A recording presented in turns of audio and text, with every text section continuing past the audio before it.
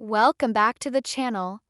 In today's video, I'll show you how to take a full page screenshot on your iPhone. So let's get started. First, open Safari on your iPhone. Now search for any website you want to capture. In my case, I'll search for W3 Schools and tap on the link to open the website. Once the page is fully loaded, get ready to take a screenshot. Take a screenshot, press the power button and volume up button together at the same time. You'll see a small preview of the screenshot appear in the bottom left corner of your screen. Quickly tap on it before it disappears. Now you'll be taken to the screenshot editing screen. At the top, you'll notice two options, screen and full page. By default, it's on screen. This only captures the visible part.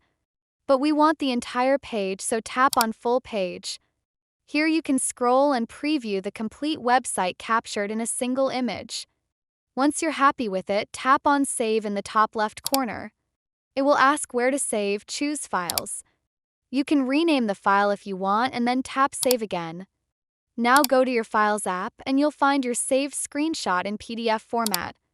Open it and there you go, a perfect full-page screenshot of the entire website. And that's it.